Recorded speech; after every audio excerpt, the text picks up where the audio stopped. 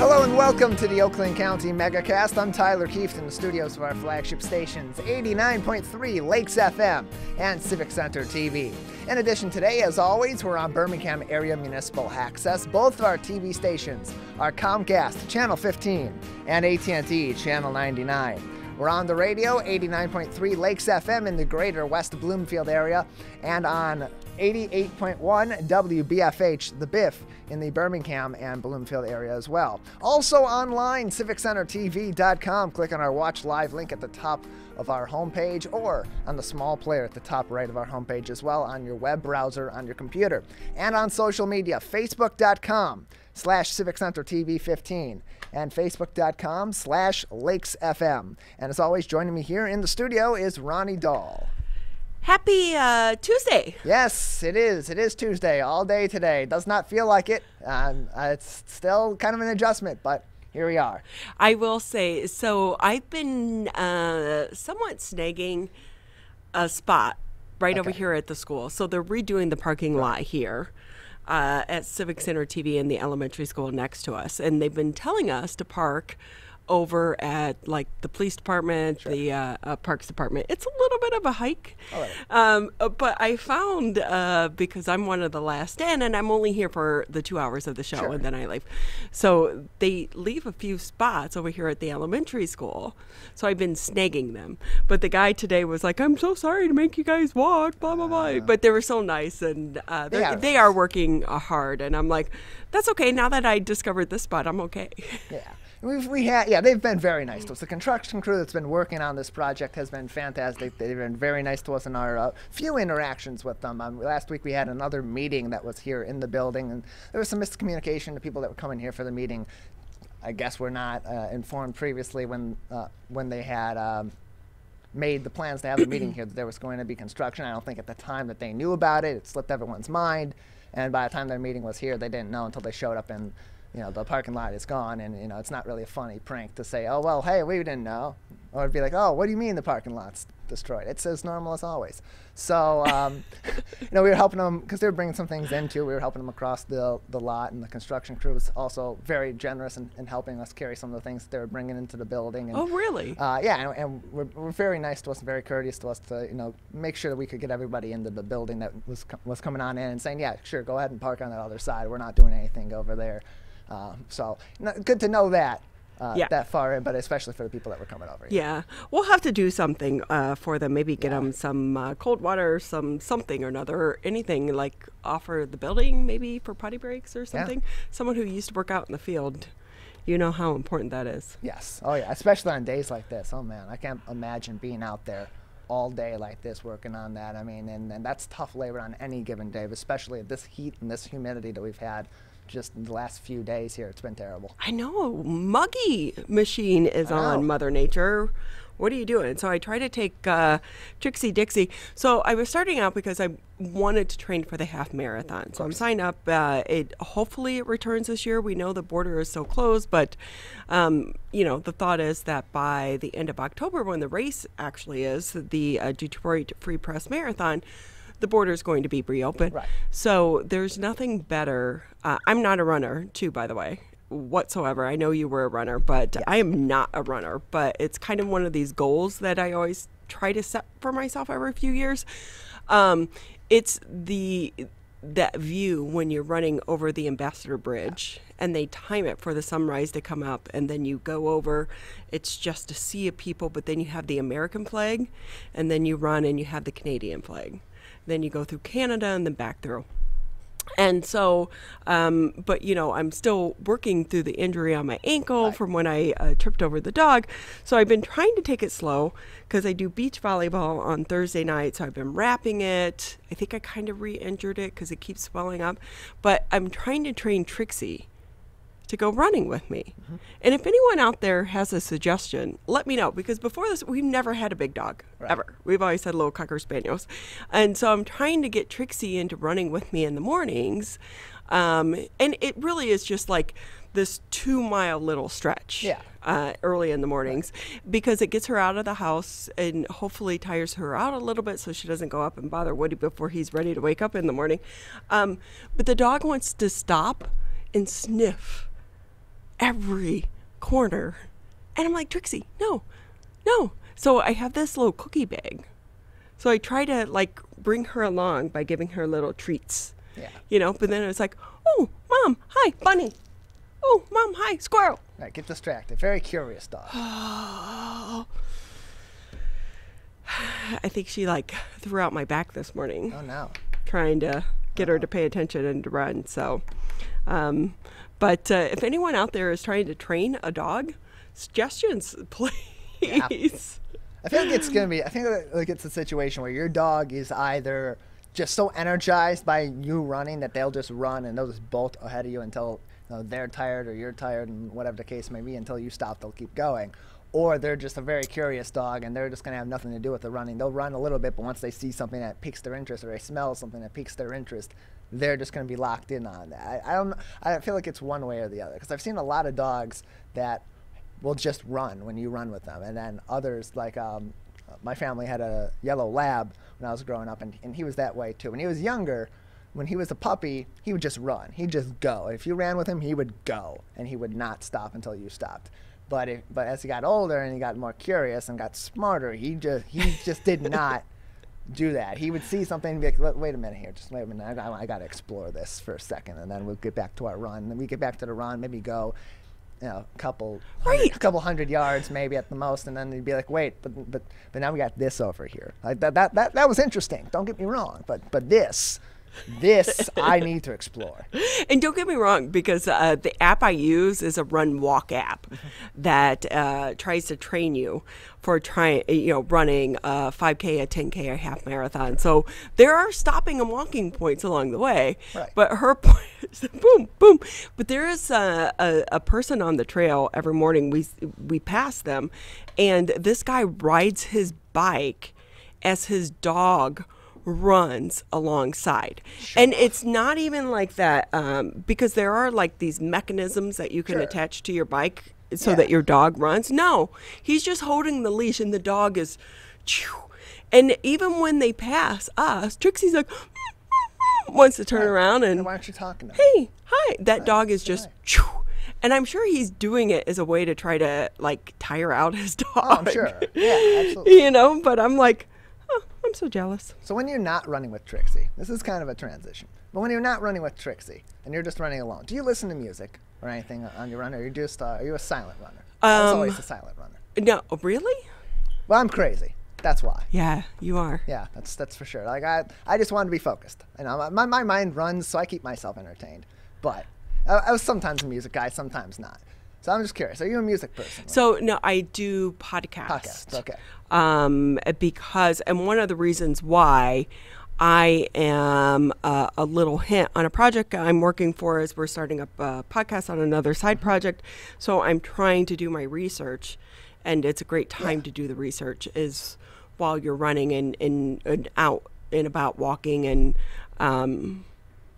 then also, figuring out the timing. What's a good time for, what's a good length, what's not a good length, this, that, and the other. So I really am trying to listen to podcasts. Like even in the morning with Trixie, though, I can't do the true crime podcast in the morning because I don't want to start my day right. that You don't way. want to start your day right now. But I do. There's one. It's called Motivation Boost. Okay.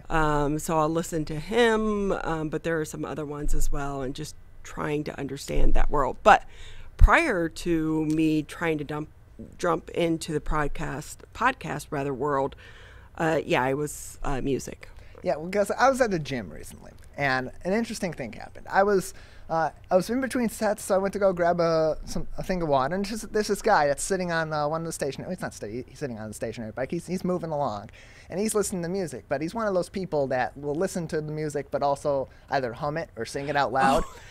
And that's not what bothered me, because I've experienced that before. I've experienced that a few times in the gym. There's always a couple of those people. But this guy, I walked by, and I thought I heard something the first time. So I came back a little while later because I was curious. Because I could have sworn this guy was humming the wreck of the Edmund Fitzgerald.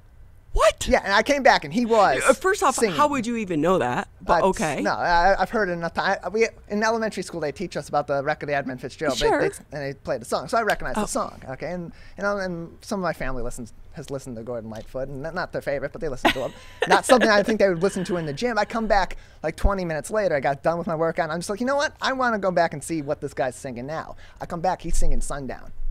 This guy's jamming out to Gordon Lightfoot while on the stationary bike. I don't know about you. I don't know if it's just coincidence, it was one part of the playlist and another part of the playlist, or if this guy's just listening to an anthology of Gordon Lightfoot and that's pumping him up. I mean, when you think of pump-up songs, you think of like, you think of some metal, some rock, maybe some pop, maybe some, upbeat pop. Yeah. I don't think many people would think of Gordon Lightfoot. No. I don't think anyone would. I would have taken a video, but I was already so uncomfortable. I didn't want to make him uncomfortable and like call him out for it. I will say, I remember, so when I run, though, I have these playlists, and it says Ronnie running favorite playlist, Ronnie running favorite playlist 2, Ronnie running, because I keep changing it. Instead of just going in and deleting and editing, I just keep adding and changing it. But I do remember when I was at Channel 7, when I had to get into the mode of writing, like if I was doing like a special, just so people know that this doesn't happen on a day-to-day, because when you're general assignment and you have to pump out a story, you pump out, like you're lucky if you get 10 minutes to write. But when you're doing what we call, like hold for release, or, it's going to be a special project, or it's going to be promoted, then usually they'll give you a writing day. And for me, I remember one time I was writing a story, and it was about the Detroit Fire Department.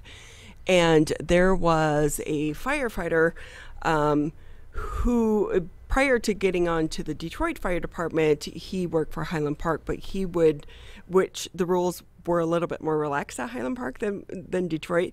And so he would put a helmet cam on his, fire helmet, and then record all the video and stuff and this, that, and the other. So he made like these videos to all the video, he put music and made videos and stuff to the fire video and stuff. So I remember one time I was listening to it, and one was to Eminem's, what's the song? Till We Collapse. Okay. And I'd never heard it before until this, and it turns out it's an old song. But I remember when I was writing it, and I had my headphones in, and I didn't realize, so I'm in the special projects unit. There was a reporter behind me, but I kept playing it on a loop because I was trying to get like the gist and the feeling, but the song and this, that, and the other. And he's like, yells at me. He's like, "Do you have to listen to that one more time?" And I thought he couldn't hear it because I had my headphones in, but I guess it was so loud that it was coming through my headphones, and they were all making fun of me. Oh, yeah, that's at least it's only a few people that are throwing that at you. It's not in more of a public place. I've heard a couple stories of some people in classes, and at this point it was in high school. Someone had their phone on, but they weren't listening to music because they were in the middle of class. So they were being attentive in class. But then they went and picked up their phone, and when they turned it on, it fired their music, and it played a very explicit part of a expletive-ridden song, and so that was probably not the best moment there. Huh. We've all had it, though. Oh, yes. Where there have been situations where your phone all of a sudden like goes, loud, where it was silent or something, and you're like, I'm so sorry. It happens to all of us. Of course. So just so people know too, Tyler and I never know what we're going to talk about before we come in here. No. Like usually I'll write like little notes, but today I didn't really have any. So who knows where the conversation is going to go? Very true. It's always ad-libbed. Ha! Hey, with that, we are in the middle of the summer. So medical providers are going to be partnering, and they already have, with school districts to try to vaccinate our youth. We've talked about this, but it's been a few weeks. So hundreds of children ages 12 to 17 here in Metro Detroit school districts have been vaccinated against the COVID-19 with the help of local medical providers. Met1 Health Solutions, which is based in Rochester, has hosted multiple pop-up vaccination clinics since May. About 700 students in Rochester and Berkeley school districts were vaccinated, including some parents. And the important thing here is Early vaccination efforts and partnerships with Metro Detroit schools were part of a larger effort to vaccinate ethnic communities, but we do know that even here in West Bloomfield, the school district has been hosting some of these pop-up clinics. But really in this one, they're trying to target some of the ethnic communities, such as the Korean, Filipino, the Chinese, the Vietnamese, the Albanian communities. They've been immunized by some of these clinics, which is not just the students, but their parents as well, because that is kind of one of those areas that is not being vaccinated. People that are a little bit afraid that their information and their data is going to be collected, and they feel maybe if they're undocumented here in the United States, they're a little bit worried that maybe that information could be turned over to law enforcement or to the federal authorities, ICE being one of them. That's not the case. I will say, even when I went to Ford Field back when the mass vaccination was going on, I applied online. Really, in all honesty, I probably could have used any name, right? Because they didn't verify anything. When you go up, they verify your information. But if you are undocumented, this is not a way to try to collect your information and figure out who's undocumented and who isn't. They're just really trying to get people vaccinated. And we do know, so these pop-up clinics will continue throughout the summer, because it could be really a key component to how schools get back to normal in the fall. Because we know kids 12, or under the age of 12 cannot be vaccinated so far, but that 12 to 17, so that age group, how many people are vaccinated could depend on how school leaders approach the fall semester. And of course, we had yesterday on the show on our headlines on civiccentertv.com/coronavirus a link to an article that the MDHHS, the Health and Human Services Department, has provided its recommendations for schools and their precautions to take in the fall already, based on that, because of the point that they're at with children 12 to 16, and then of course 16 and older that are in school that maybe have not been vaccinated yet, in preparations for a situation where they start school in the fall, and Michigan hasn't reached that 70% threshold, or the U.S. hasn't reached that 70% vaccinated threshold. And so these efforts as well are trying to get to those areas of the community, because the state has been taking charge on keeping track of demographics as well, and certain areas of the state as well, to make sure that these vaccines are being distributed in an equitable fashion. So they're trying to hit areas that maybe are not getting vaccinated at a good rate, or maybe are not getting shots in arms because of this hesitancy, to try to bridge that gap and get to that point before the fall. Hey, so Oakland County is going to be using about $6.6 million from the American Rescue Plan to support childcare and workforce development. Oakland County is beginning to distribute portions of its $244 million from the American Rescue Plan allocation to help those hit hardest by the COVID-19 pandemic. So earlier this year, the county was allocated about $244 million, just over, in federal local fiscal recovery funds from the American Rescue Plan. It's received its first of two expected disbursements in the amount of $122 million plus. The rest of the money is going to be distributed in May of 2022. So in April, we talked about this before, the county executive, Dave Coulter, reconvened a 31-member COVID-19 Economic Recovery Task Force, a group of community stakeholders representing education, health, construction, local government, hospitality, labor, nonprofit, and business sectors, to make some strategic recommendations on how the county should use the money. So over the past few months, the task force has made some recommendations, which includes addressing immediate community needs related to the COVID-19 pandemic. So this week, the County Board of Commissioners is expected to approve the $6.6 million allocation that would be used by the county to enhance workforce training and education needs. So the Oakland Together Skilled and Educated Workforce Program dollars are going to be allocated for various uses, and we have the entire list on our website, civiccentertv.com. But basically, some money is going to go to schools to fund grades 6 through 12 Oakland 80 career navigators to be embedded in communities across the county. They're going to help students understand their skills and potential education and training paths to try to gain access to high quality in-demand jobs. About $1 million is going to be used to continue to build on partnership with the Oakland Livingston Human Services Agency to deploy success coaches in support of the Oakland County Business Resource Network. $1.5 million is going to be used to provide assistance to individuals facing financial barriers that limit access to career credential and higher education programs. Anyone out there right now, please, please, please, I have been stressing this to so many people that I know, take advantage of the education programs that are being utilized right now. If you were a frontline worker or if you're an older adult, 25 plus, I believe it is here in Oakland County, take this time, use the money. We know your time and your resources are tight, but you may never get this opportunity again to further your future. It could be just to go to the community college to get some type of certificate, which could open the doors to a higher paying job. The opportunities are available. Please seek them out.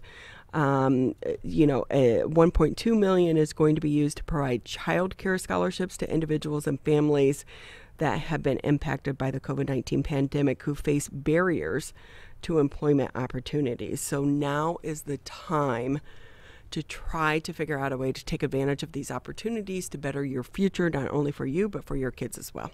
Yeah, and we've said this before, mostly in terms of the government creating these programs with these stimulus funds and with these rescue plan funds, that we don't know how long they're gonna last. This is a limited amount of money. When the money is gone, these programs may very well be gone, and that's something that these government officials need to think about in terms of maintaining these programs, because when you get rid of them, you're pulling the rug out from under people that really need this kind of assistance. In terms of the people that would be taking advantage of this and be utilizing these programs that are available, it goes for them too, because we don't know how long these are going to be in place. It could be a couple of years, or it could be just could just be several months before these funds run out, depending on how many people use it and how much that expenses out. So take advantage of these while you have the opportunities, and of course we have a link to this article that has more details. And so with that, I kind of threw in this next headline. I try to focus on COVID-19, but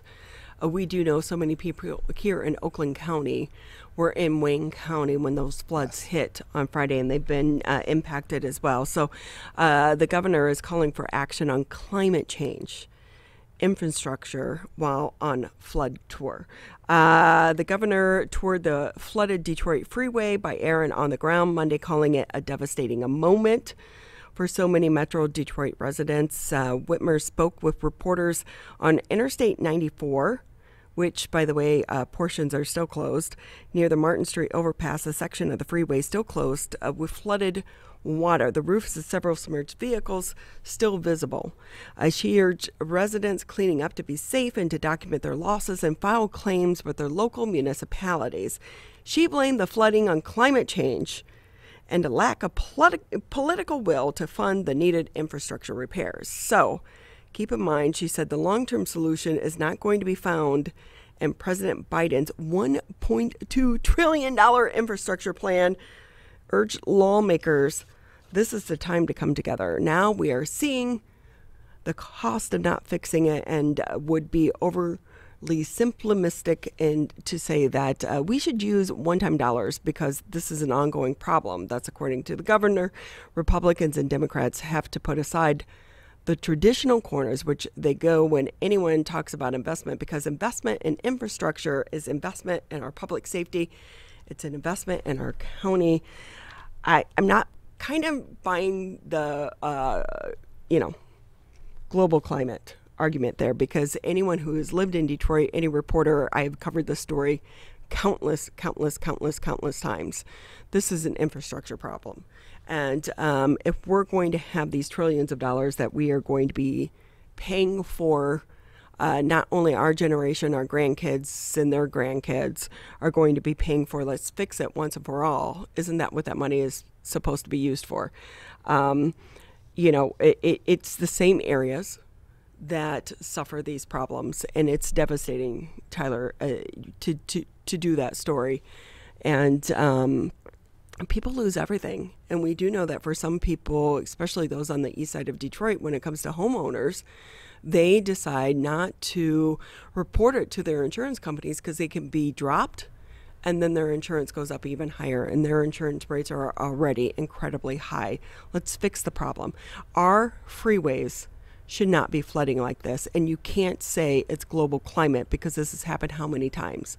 This is an infrastructure problem, and we know these pump houses can't keep up, and this time they are now saying it was a power failure that led to some of the problems.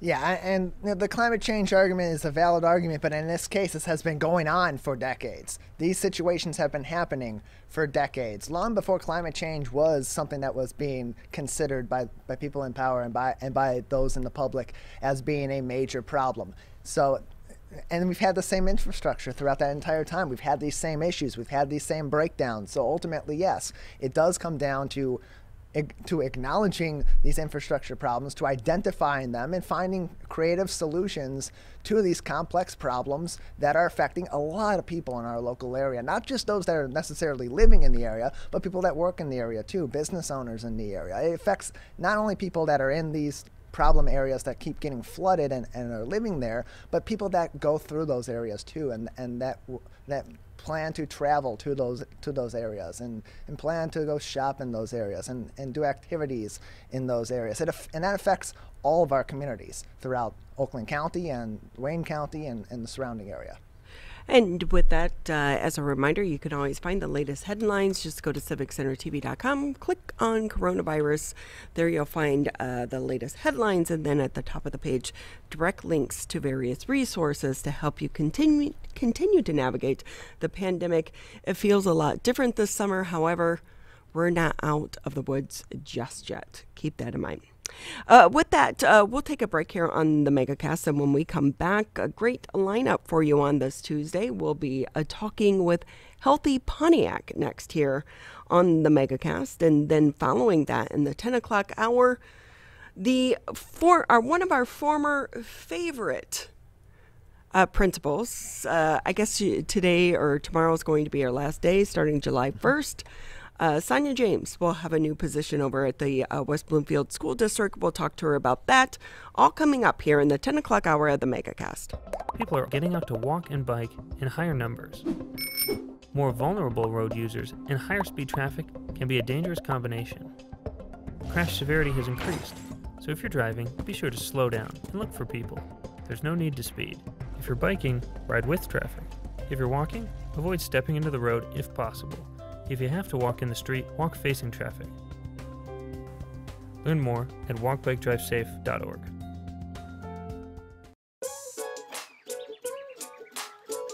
One of the things you can look for in your friends is a change in behavior. These can be big changes, they can be small changes in mood, physical appearance. They may be sleeping less or sleeping more, drinking more, or their eating patterns may be different. One big change that can be pretty obvious is change in motivation. Do they no longer want to play basketball? Do they no longer want to play video games? Now that we're spending more time online and in virtual settings, it's really important to pay attention to the language that your friend is using and the words they're using to communicate. So when we text our friends, are they taking longer amounts of time to respond? Are they not responding at all? You don't have to be an expert to try to recognize these signs. The second that you feel it in your gut and that you're concerned, that's the second to have the conversation and open the door to what might be going on. Whatever gets you talking. Today, it is easier than ever to join Michigan's Organ Donor Registry and help build a bridge of hope for organ, tissue, and eye donation. Just one person can potentially save or help improve the lives of up to 75 people. By joining, your legacy could be the gift of life. Sign up today at michigan.gov/SOS or at any of the more than 145 Secretary of State self-service stations located across Michigan. Be part of Michigan's Bridge of Hope by adding your name to the Organ Donor Registry.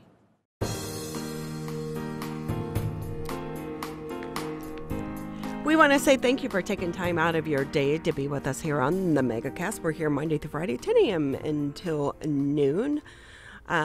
You can always catch us at Civic Center TV, Birmingham area, municipal access, but also if you have cable, thank you. A portion of your fee helps support programming such as this. You'll find us on Channel 15 on Comcast, 99 on AT&T, and then you can listen to us on the radio. 89.3 Lakes FM, 88.1 FM The Biff. If that is still not available to you, well, guess what? You can find us on our social media site, Civic Center TV, 89.3 Lakes FM on Facebook. We all have Facebook pretty much now, right? Yeah, pretty much. And you can find us there during the show, but also watch the video back afterward there. It's all in our replay. So with that, Tyler, one thing that we've all come to realize over the past a year and a half now, almost it's been, is that we are all connected. What I do impacts you, what you do doesn't. It impacts the next person. And so let's hope that this is the conversation that we've all needed to really bridge and bring our communities together. But even prior to the pandemic, another organization has been trying to do that. Healthy Pontiac, We Can. And with that, we want to go ahead and bring in Lisa Braddix, Elizabeth Crenshaw, and Jessica Williams. They are with the Oakland County Health Division, Healthy Pontiac We Can. And I know the three of you are in two different locations, but if we can, we want to go ahead and let's start with Lisa. Tell us, what exactly is Healthy Pontiac We Can? Because you started prior to the pandemic. Sure. So so glad to be here. Thank you for the invitation and the opportunity to share about Healthy Pontiac We Can Coalition. And basically, it is indeed a coalition. And I love how you just said we are all connected, because really that's what it's about. It's really about bringing various individuals and organizations in Pontiac together to really figure out how we can get everyone to be able to live the healthiest life that they can live. And so we are an organization of organizations and individuals who really have various resources that they bring to the table. And we're all about collective impact and how we can pool our resources and work together and collaboratively to really foster a healthy environment for the residents of Pontiac. Elizabeth Crenshaw, I'll put you on the hot box here next of the questions. And with that, I know that you started this prior to the pandemic, but then you were just getting up and running and the pandemic hits. So Elizabeth, how did the pandemic sideline your work in the beginning, but then how did you recover? Yeah, so I wouldn't even say it was sideline. I would give it more of a positive spin. With the Healthy Pontiac We Can Coalition, we have so many community-based organizations, faith-based organizations, the Oakland County Health Department, and so many community and champions that are hands on the ground. So what we saw during this process is everyone came together. So it was an increase of participation from not only our health department, but community-based organizations and our community members that rallied together to provide resources for our community members. So even though during this time we did kind of have that delay, it brought so many more people to the table. We brought so many more ideas, and it really gave us a more broader perspective of how we can serve community members in Pontiac. And so with that, Jessica, I know that you're the public health educator there for the health division. So what's it been like for you to try to educate people not only about Pontiac We Can, that mission, but also in the middle of the pandemic, which we've never experienced, and the information has changed so much throughout the year? So what a time to be in public health. I will definitely say that. It's been, a wild year and a half, but through Healthy Pontiac We Can, as Elizabeth had mentioned, we really rallied together, and as a public health educator and kind of the behind the scenes staff person for Healthy Pontiac, just trying to push out as much education and information to the community as possible. As health department employees, Oakland County really came together, and our work was ever evolving, and we just rolled with the punches and did what we could for the best of our community. So proud to be a public health professional, that's for sure. So I will ask you too, because my niece just graduated from the University of Michigan in public health. She started out pre-med, then kind of shifted public health. But for you, if I can ask you, Jessica, did it kind of help that the program was so new and that you were still kind of not entrenched in how things were done before, that you were still kind of developing the program so that allowed you to reach and educate more people? So actually, Healthy Pontiac was started back in 2011. Is it that long? Because there was a survey in 2018, I think I remember taking. Yeah, so we actually just wrapped up a survey for 2021 as well. So every 3 years, the coalition does a Pontiac community survey. So we do a scan of community members, residents of Pontiac, to kind of get a pulse on barriers or assets that they find in the community, things that they would like to see improved, things that we can kind of come together as a coalition to push forward this work. And so you are correct. We did do a survey in 2018, and we established a strategic plan from that as a coalition to kind of have these specific objectives that we wanted to work towards. And, it was kind of perfect timing that we were scheduled to do another one for 2021, because if anything, I think we can all agree that the past year and a half has really given folks a different perspective on their health. And so we received way more interest in the survey. We had way more responses. We had so many more community members that were engaged, wanting to help distribute, get the word out, so that we could really get a good sample of the community and say, okay, we've, made it past the, this past year and a half. How can we help move this work forward, moving forward? So, Lisa, before we get back with you, if I can go ahead, Elizabeth, since you're right there, how has the past year and the results of that survey shifted the focus of Healthy Pontiac We Can? Or has it? Yeah, so I think it just added to the work that we are already doing. I know for our organization, we're looking at, tackling the social determinants of health, and there are so many needs in our community in Pontiac. So with our health initiatives, our health and wellness, our physical education and activities that we plan for the community, it really gave us a unique platform to support that, because during the pandemic, a lot of people were inside and weren't at the gym or weren't as active. So we've shifted and morphed to really support the needs in our community. We've came together in health initiatives and educating on healthy recipes and really highlighting key members in the community. And we have this community champions where we just highlight members that are doing the work in the community. So I think it really elevated, and it really showed us pockets of how we can do more to serve our community members. So Lisa Braddix, if I can bring you back in, you're one of the co-chairs. Do you feel like kind of the pandemic, one of the focus that came out of this, number one, the importance of our healthy lifestyles and food fueling our bodies and being a medicine for our bodies, but also the inequities of healthcare within our industry. And now that that's been so much of the focus over the past year and a half, do you think it's going to help you in your mission going forward?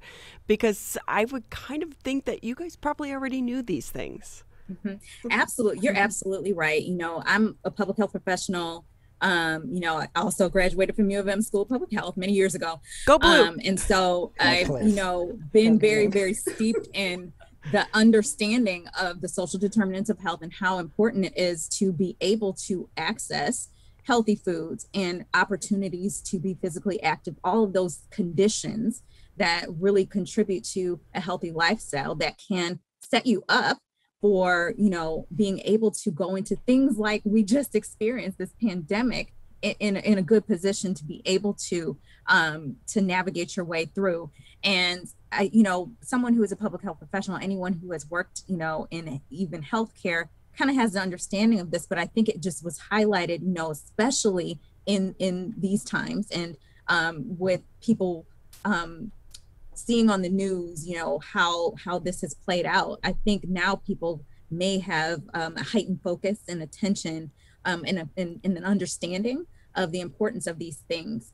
And so I think that what Jessica was talking about earlier, you know, what an interesting time it is to be in public health, and what an interesting time it is for us to be doing the work. And I think that we're going to, you know, come out of this stronger and with even more galvanized support for the coalition and the desire for people to be able to live a healthy lifestyle in Pontiac. So if I can ask you, Lisa, I will say I did a homeless retreat some years ago in the city of Detroit, and one of the most upsetting things that you discovered was there was no healthy food available to our homeless, and we know that kind of pours over into our low-income families as well. It's so much processed food or peanut butter and jelly, anything that you can get, because it needs to have a shelf life as well. But people go through these situations, but we also know as Americans, we have such a short attention span. So how do we take the things that we've learned and those emotions that we gained from that and carry it over into action? Well, I think that you're absolutely right. This is America. We do have, you know, short attention spans, and we're kind of really wanting instant change and instant everything. And I think one important thing to understand is that we did not get here yesterday. And you know, the amount of time that it took us to get here and into the situation that we're in terms of access to healthy foods, for example, it's going to take some time for us to get out. And I think it's going to take efforts like what we're doing with the coalition to continue to heighten the attention, to continue to bring more people to the table who have decision-making power. You know, for example, we've engaged Pontiac City Council. We have Oakland County Health Department on our team. We have Oakland University, people who have some influence and decision-making power that can change policies, for example.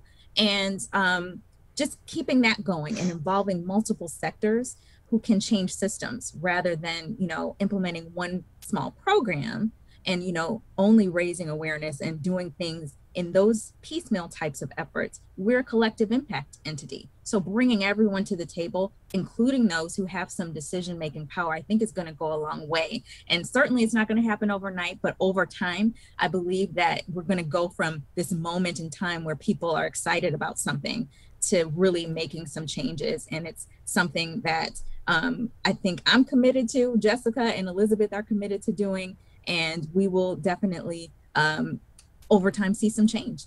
So with that, Elizabeth, if I can ask you, because you are one of the co-chairs, have you found through the pandemic that it's really forced organizations to come together and work together, but also to think outside the box?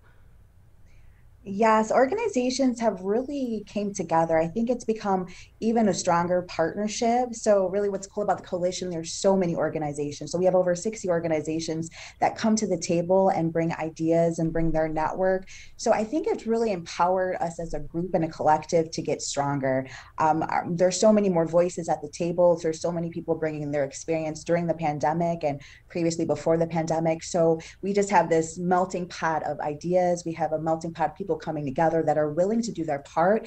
And it's amazing how many people really want to do this work and show up for our residents and community members in Pontiac. So if I can ask you, Jessica, as someone who is an educator, it's one thing to provide the information. How do you take that and help them implement it into day-to-day habit changing and a new lifestyle?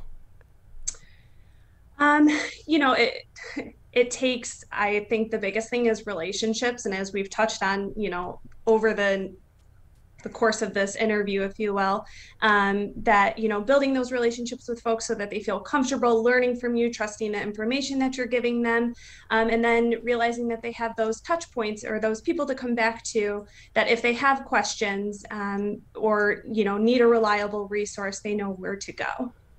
And one of the things, sometimes we hear about these programs and trying to reach out can be a little bit overwhelming, but they're available. You just have to do a little research and do the follow-up with that as well. And Lisa, if I can ask you, by the way, I'm naming you the Fab Three. Yes. Love it. I think you need shirts made, you know, the Fab Three, because this is such a great program. And what is the highlight, do you think, and the positivity that came out of the pandemic for you and your organization? I think we mentioned it, just the resilience, the ability to adapt and to continue forward in a way where we had the least amount of disruption. You know, certainly we couldn't come together in person, which was something that people looked forward to, you know, with our meetings and events and things. But people were able to pivot and say, okay, this is important. We need to keep going. We need to figure out a way to do the work that we do collectively, and as well as, you know, all of the work that goes on with each of the member organizations or individuals. People really just rose to the occasion and adapted. And I think that is such a testament to just the commitment of our members and the commitment of the coalition to really make Pontiac a beautiful, healthy place to live. And Elizabeth, how can people find out more information if they want to get involved? Yes, you can go to our website at healthypontiac.org. We're on Facebook. There's so many opportunities to get involved, but I would say our social media platforms are the best way to access us. And definitely reaching out to anyone on the Fab 3 to get some more information. So we're definitely willing. It sticks. It sticks. I love it. Well, we so appreciate the three of you for not only taking time to be with us, but also your commitment to the city of Pontiac and all of those, because we do know that we're only as strong as the communities around us. And we need Pontiac to thrive and survive and to become the great city that it can, because it's going to lift up our entire community. So we thank the three of you for all of your work as well. Thank you. Thank you so much. They're doing cool things there. They really are. Yeah, it's a great effort that they're putting in over there to help improve the community and keep Pontiac healthy, or bring them into a healthier future. So really great work that they're doing over there, and that does bleed out into other parts of the local area as well, and inspire other groups to start similar processes in their communities and make for a healthier area. Right. I mean, we have that. We have Grace Centers of Hope. Right. We have St. Joe's. They started up the farm there. So there are so many great things going on in Pontiac. Please, please, please reach out, ask questions, and take advantage of some of the resources that are available there, because we all want to see our neighbors do the best that they can and live the best life that they can as well. We're going to take a quick break here on the Megacast, and when we come back, another person doing great things here in our community, Sonia James. She's the new Executive Director for Educational Equity and Inclusion for the West Bloomfield School District. What exactly does that mean? What is going to be her role? We'll be talking about that and so much more here next on the Megacast. Who is struggling right now? I am. My son is. Many are struggling with anxiety, depression, and substance use. Before it becomes a crisis, reach out to MyCal, the Michigan Crisis and Access Line, for free confidential support 24/7. Available in the Upper Peninsula and Oakland County. Just call or text 1-844-44-MyCal or chat online at michigan.gov/MyCal. A message from the Michigan Department of Health and Human Services. Motorcyclists are hard to see. To keep everyone safer, it's important to always look for them and know where most crashes occur. 84% of motorcycle and vehicle crashes happen on streets, not highways. And most crashes with motorcyclists occur when vehicle drivers are turning left. So before turning, especially to the left, make sure you look for motorcyclists. Then look again. It could save a life.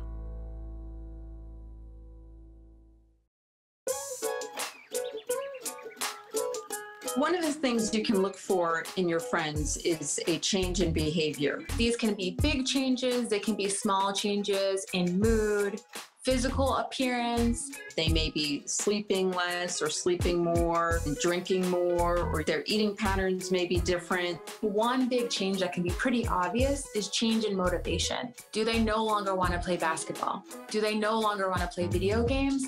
Now that we're spending more time online and in virtual settings, it's really important to pay attention to the language that your friend is using and the words they're using to communicate. So when we text our friends, are they taking longer amounts of time to respond? Are they not responding at all? You don't have to be an expert to try to recognize these signs. The second that you feel it in your gut and that you're concerned, that's a second to have the conversation and open the door to what might be going on. Whatever gets you talking. Can I ask you a question? Why did you get your kids vaccinated? It was hard for them to social distance, to be isolated from their friends. I want them to get back to school and sports games. So as a pediatrician, I recommend the vaccine to everyone I know. The boys lost a former teammate and classmate who was only 20 years old. It's been a devastating year. We want to get back to normalcy. Our daughter is really looking forward to being with her friends, being a kid.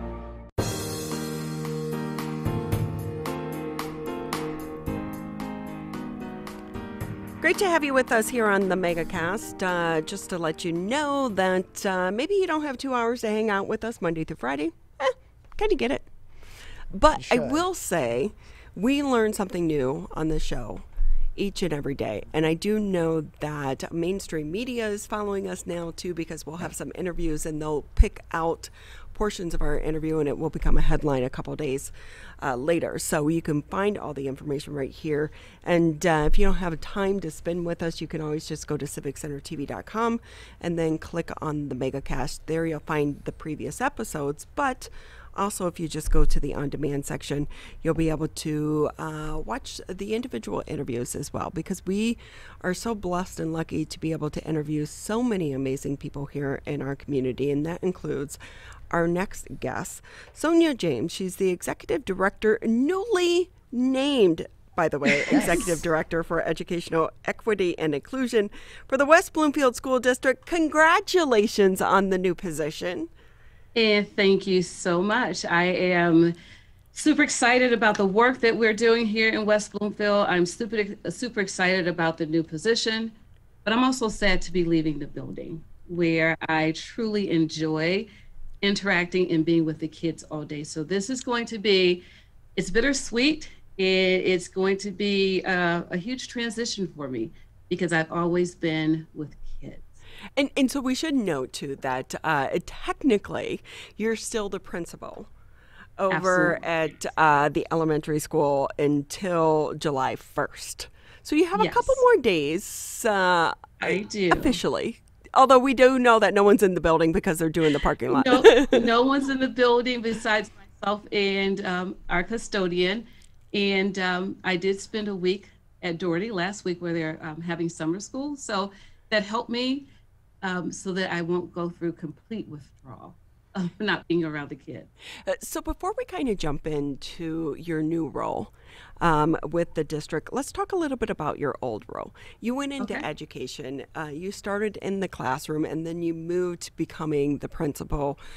What advice would you give to new educators going into the education system? Because I would imagine it's changed a lot for you over the years.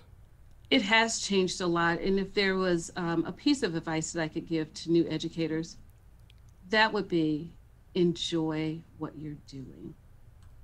You have to find the joy and pleasure of working with our kids each and every day and just being very creative. The work will be the work, but it's your enjoyment, your enthusiasm, and what you bring to our kids every day. And another key thing before you get to the learning is building those relationships with kids. That is so important. Greeting kids at the door, looking them in their eyes, asking them about their day, making that connection with your kids. Once you connect and build those relationships, the learning will take place. That will be the easy part. It's those relationships, and kids need relationships, relationships, relationships. I think back many moons ago to when I was in school, and especially elementary school, your teachers were really the ones that you had the most relationship. The principal was the scary person, and I never even got in trouble. Like, I never even had detention. My brothers, on the other hand, they were always in detention. I think the role of the principal has changed dramatically as well, too. We're no longer the scary people that are in the office. Kids come to the office for great reasons also. But principals today are, as I think about my elementary experience, I probably could count the number of times I may have even seen the principal outside of the office. So now principals are mobile in classrooms. We're walking the halls, we're greeting kids, we're reading with kids, we're sitting down, interacting with kids. That's why I said, for me, you know, while I look forward to the challenge, I also know that I will need to be in buildings to get my feel of just being able to interact with the kids. So we're no longer the scary monsters that, or the disciplinarian in terms of you only go to the principal's office if you're in trouble. You can come to the principal's office if you want to celebrate. And we love to celebrate kids as well, too. So how many schools, different schools, have you worked for here in the West Bloomfield School District? Well, I started my journey here in West Bloomfield as a teacher, 5th grade teacher at Doherty Elementary. I left Doherty and I became the assistant principal at Orchard Lake Middle School. After 3 years of being the assistant principal, I later became the principal of Orchard Lake Middle School. And then in 2012, I became the principal here at Chico Elementary. And so with that, as you move in to this new role, because you have 2 days, you start the new position on July 1st. Yes. Exactly. Tell us more about the position as the executive director for the Educational Equity and Inclusion. What is That's going a long to be, title, isn't it? It really is. We need an acronym. Right, we do. How about just, like the person you can talk to? Exactly, right? Because that really is what it truly encompasses in terms of looking at, on a larger scale, the work that we've begun here in West Bloomfield with regards to diversity, equity, inclusion, and belonging as well.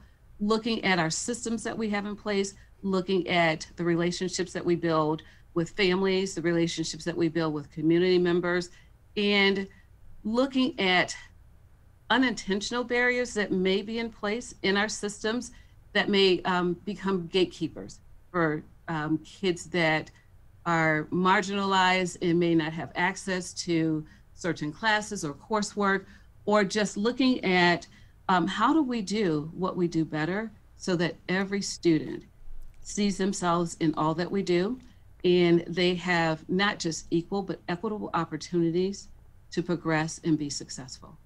And you have a challenge ahead of you because West Bloomfield is so diverse. We Yes. have such a diverse community here in the greater West Bloomfield area. But how do you also change the conversation to celebrate those different cultural holidays and customs so that they're not like unusual for people, that it makes them, it's comfortable for people to ask questions about these cultural, holidays and customs rather than, kids trying to hide it. Because I do think one thing that's great, if we can start kids early enough and that curiosity, it just becomes normal for them. Well, that's the beauty of West Bloomfield as a community and us as a school district, is that we're so diverse. And I think that within the district, we've started a number of, a large part of our work through our Diversity, Equity, and Inclusion Committee, which is inclusive of parents and other stakeholders throughout the community, as well as teachers. And one of the things that we do in terms of just celebrating and honoring each of our families in the different religions in terms of the holidays that our students may celebrate is we actually celebrate them in terms of announcing them. One thing we did this year was we had a mantra, a calendar each month, where it was something that either a saying or a celebration that represents the different backgrounds and ethnic groups in our buildings, so that either each building received those, so that either they could announce it in the morning announcements, teachers had it at their beck and call so that they can have a discussion with students during circle time. And it's being more intentional in terms of who we have and what needs we have in order to celebrate all of our students. Because one thing we don't want in West Bloomfield, and I think that we have done a really nice job, is making sure that none of our students are invisible. I love that. I love Yes. that. And so that you know that because I may celebrate a different holiday, or my ethnic background may be different from yours, we still can celebrate and have conversation around those things so that every student feels valued, honored, and seen and heard. You're listening to 89.3 WBLD Orchard Lake, 88.1 WBFH Bloomfield Hills, and just another couple minutes here with you. If I can ask you too, though, we know that so many of our educational books are written from one viewpoint. Is there also discussion about changing some of the viewpoints and the conversations around how we're teaching our kids? Yes. In terms of looking at, and that's a part of my role, is looking at our curriculum and looking at it through a lens of equity, diversity, and that inclusion piece to ensure that what we're doing is representative of all of our students. And it may be a unit of study, it may be a book that we're reading, it may be an activity that the teachers have kids involved in. It is to create a well-rounded, inclusive, very intentional curriculum so that we do see it from more than one perspective. Well, I know that you're going to be great in your new role, but the kids and the teachers and everyone's going to miss you over here at the elementary school. 2 more days. Are you a little bit sad? I am very sad. It's bittersweet. I don't know. I know that I'm mobile, so I can, when I need my fix, I can leave ACS and I can drive to any elementary building to go and sit with kids and have those conversations. And really for me to truly do the work that needs to be done, I do need to be visible in buildings so that I see what's happening on a day-to-day basis, and we can assess and make tweaks to how we operate the procedures that we have in place. And going back to your question about the curriculum, looking at the books that we have our students reading. I know earlier this year we talked about, when we came on, we talked about our book audit that the DEI committee had worked on with some of our buildings and in our eye centers, so that the books that students can select, not only are they reading about themselves, but they get to read about other people and learn about different cultures and backgrounds. And it's in those things that, in terms of that inclusivity, that students see not only themselves, but they see and learn about others as well. And it really is so important that we start this when kids are small, because we know as adults, we stop asking those questions and we stop expanding those circles. So it's great that we have someone such as yourself here in the West Bloomfield School District. We wish you the best of luck in your new role, but also enjoy your summer. It's been a hard year for so many of our educators. All right. Thank you. Thank you again for your time. You all enjoy your summer as well. And I hope to be on more as we go through community work. We will definitely be reaching out more as well. So again, Sonia James with us here. She's the newly named Executive Director for the Educational Equity and Inclusion over at the West Bloomfield School District. We're lucky to have her. We'll take a quick break here on the Megacast. When we come back, Tyler, we are going to heat up the show. That's next here on the Megacast. Can I ask you a question? Why'd you get vaccinated? I'd like to go to these school dances and spring break to have fun. I want to be in person for college next semester. I want to get out of this pandemic. I wanted to protect the people around me. Why did you get vaccinated? Because I'm really looking forward to hanging out with my friends. I just want to go to a show, dance around, not have to worry about anything, feel like I'm free again. So we can not miss out on the best years of our life. People are getting out to walk and bike in higher numbers. More vulnerable road users and higher speed traffic can be a dangerous combination. Crash severity has increased, so if you're driving, be sure to slow down and look for people. There's no need to speed. If you're biking, ride with traffic. If you're walking, avoid stepping into the road if possible. If you have to walk in the street, walk facing traffic. Learn more at walkbikedrivesafe.org.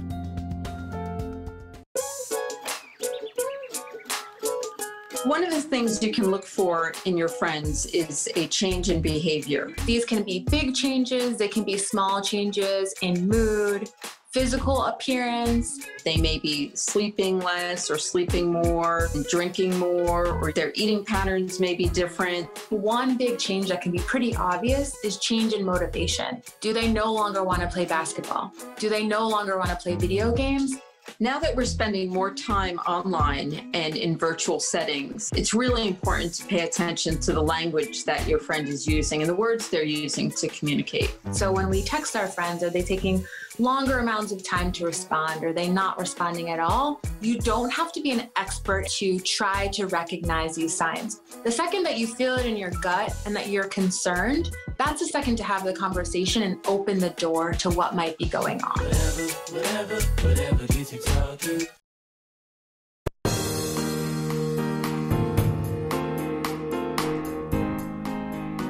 Thanks for taking time out of your day to be with us here on the Megacast. I'm Ronnie Dahl here in the studios alongside the one, the only Mr. Tyler Keefe. Tyler, do you like hot sauce? I do. Yes, I do. I put it on. I put it on a lot of different foods.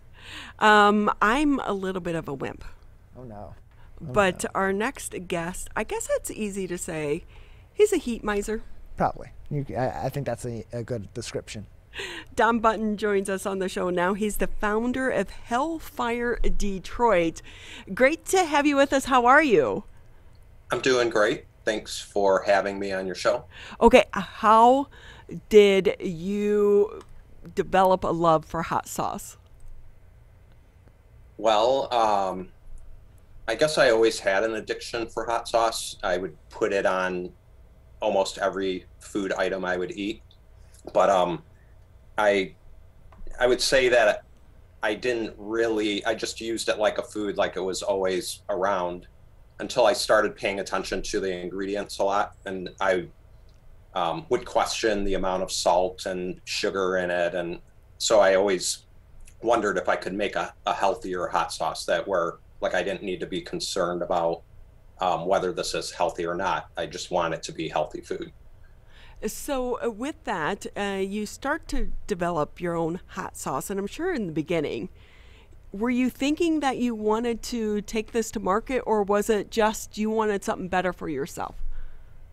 No, at first it was I just wanted something better for myself, but this kind of happened all accidentally.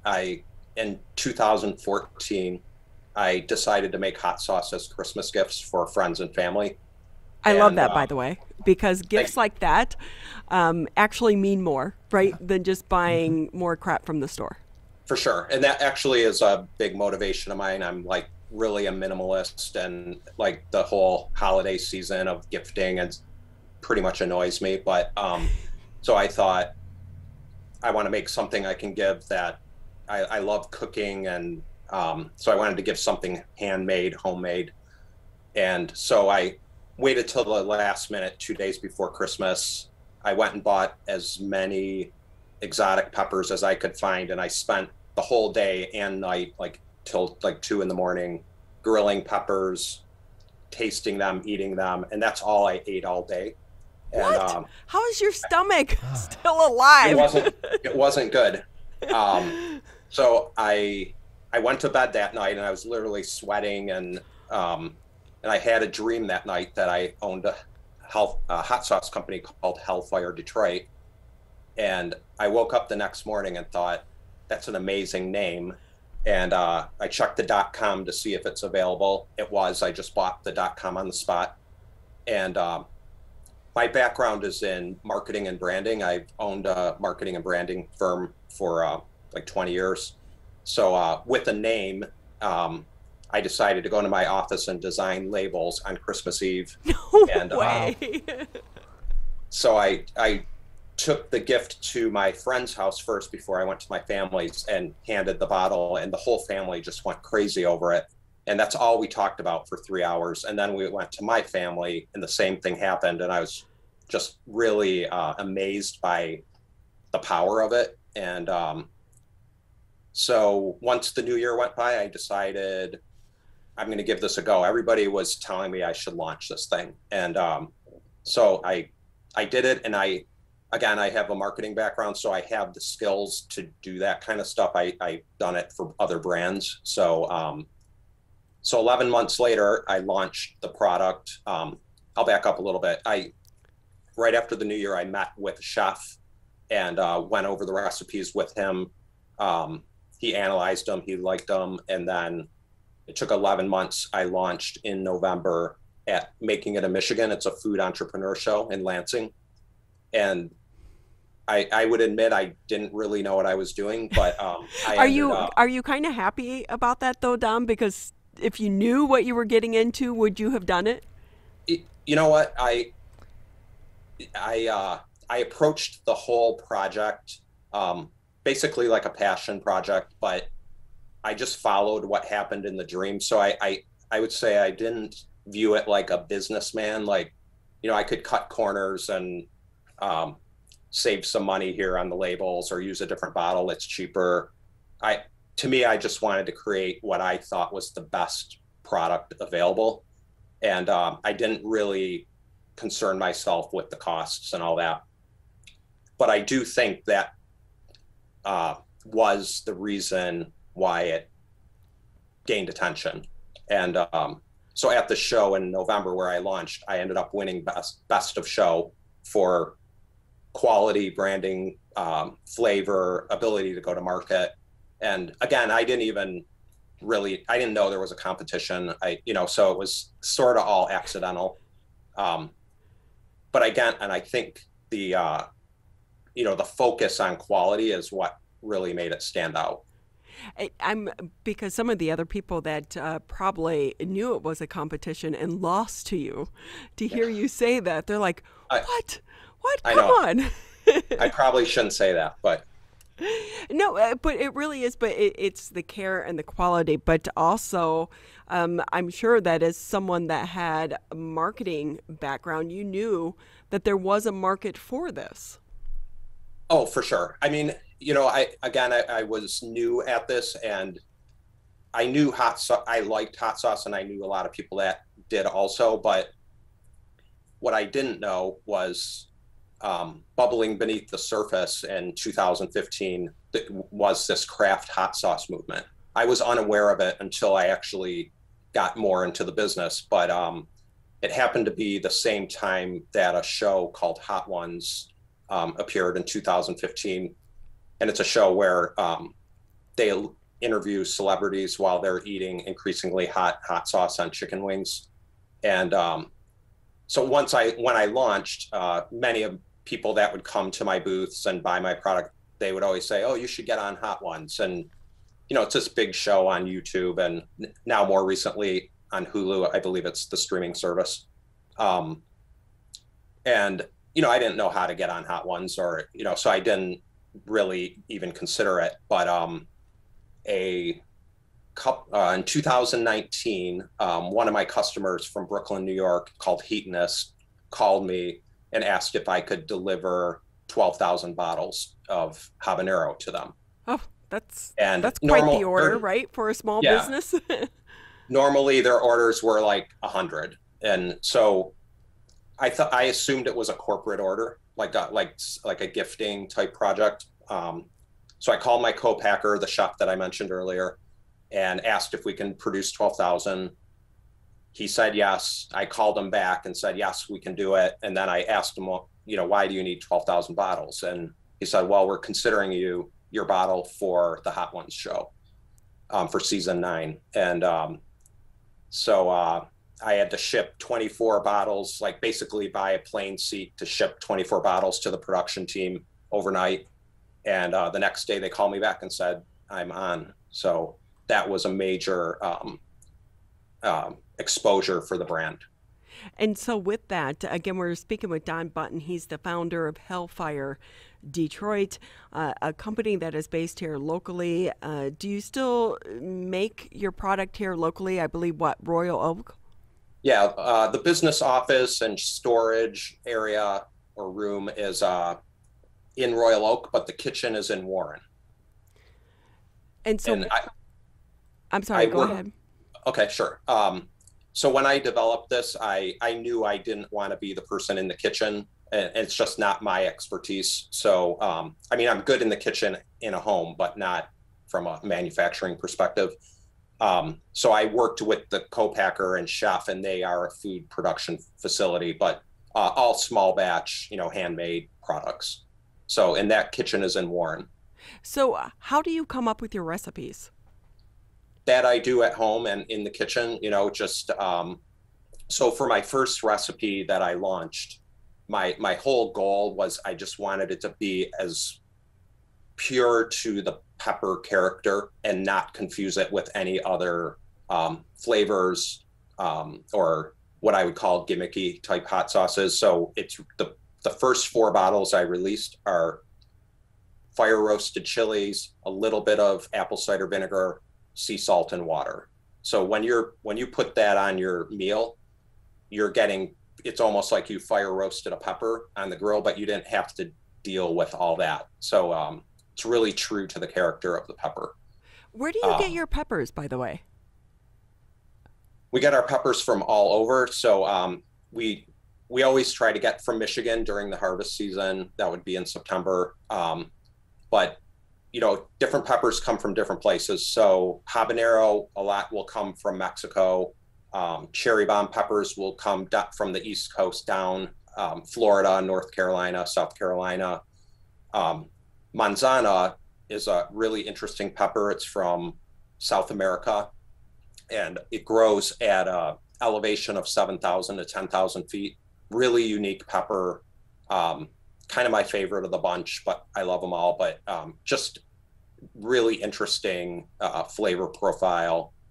But we can only get it from there. I've tried to have farmers in the South try to grow manzanas, and they just can't do it. It has something to do with the elevation and the thinness of the air. What an education on peppers that you've had over the past few years. And if I can ask you to, I know that you have several brands. If you go on your website, what's your favorite? As I mentioned, I think if they were all sitting on the table, I would grab Manzana. And it's just such a unique flavor. And I always tell people, like, I can almost guarantee that you've never tasted anything like this. And everybody responds like they agree, but they like it. It's really unique flavor and complements fish or like shrimp or even tacos or any kind of food, but it's a little bit more exotic, I would describe it as. And how many different flavors do you have right now? So now I have 9 flavors. Last year, I released what I call the boozy line. And so this one is a little bit more complex flavor profiles, where I introduced one sauce has bourbon, one sauce has beer, and one sauce has Cabernet. I launched this during the pandemic, which was a challenge. But actually Hot Ones picked up the bourbon. It's called Bourbon Habanero Ghost, to be on season 13 of Hot Ones. So that was also a great opportunity, and just really helped the business through the pandemic also, because a lot changed last year in terms of revenue streams. So we can talk about that for a minute. Again, we're speaking with Don Button. He's the founder for Hellfire Detroit. And Don, what has it been like for you over the past year during the pandemic as a small business? The great thing, it is made in Michigan and it's promoted through the state of Michigan, but we've all had to deal with supply chain disruptions over the past year. Yeah. Well, 2020 started out pretty rough for the business in terms of, like, all our events were canceled. And that's a big part of being a small business, especially like a food business, where the main form of marketing is going to events, and I would say farmers markets, festivals, and letting people taste it. And then they become the word of mouth of the product. So all that went away last year, which was not good. And then also the tendency in the beginning of the pandemic was everybody was buying more like staples, like kind of everybody's freaking out. And so they're not really thinking of like these gourmet type items to, stock the shelves. So the other part of it is a lot of my store sales went down because people weren't going into the stores, and if they were buying staple items. And a lot of the specialty retailers, they have online ordering, but they don't have like the full catalog up on their website. So my product's not available online for their online ordering, typically, I would say.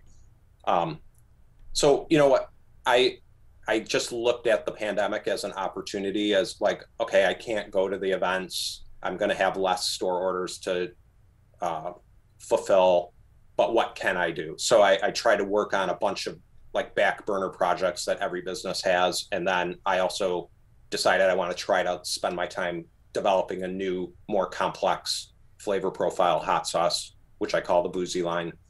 And so I worked on that. And then I reached out to Hot Ones, let them know what I was doing. They were interested. And then I sent them samples, and they picked up the bourbon habanero ghost for season 13.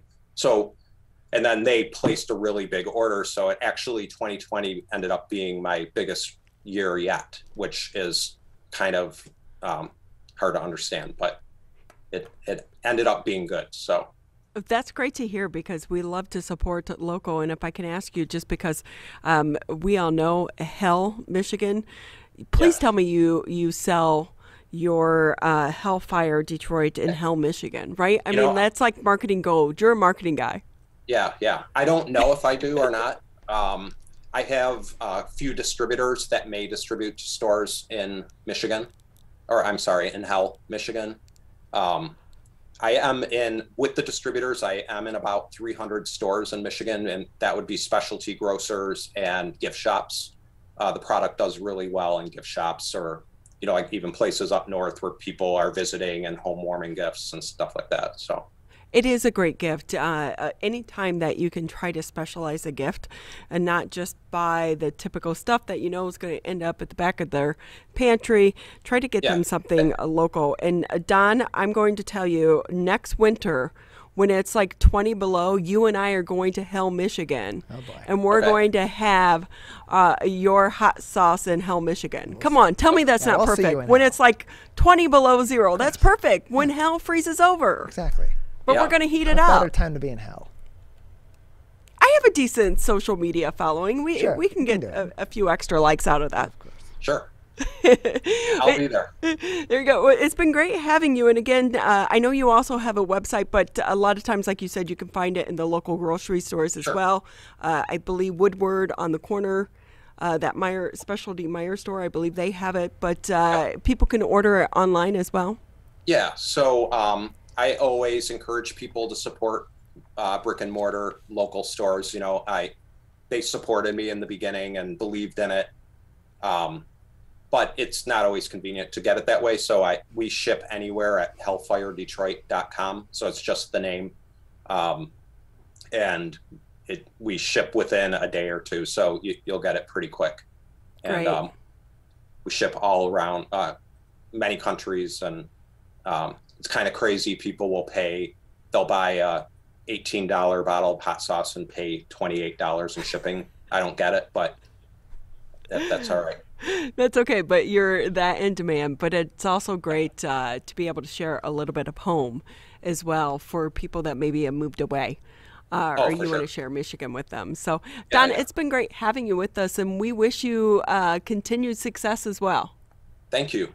Thanks for supporting local businesses. Absolutely. One thing we've all learned throughout the pandemic is we need local businesses because it makes the uniqueness of our community, and we want businesses such as yours to continue to thrive and survive. Don Bunton with us, founder Hellfire Detroit. You can find his specialty hot sauces at stores throughout the Michigan area, but also on the website. With that, we'll take a quick break here on the Megacast. When we come back, we're going to be talking entertainment, music, R&B, and also how can people get involved in the business side.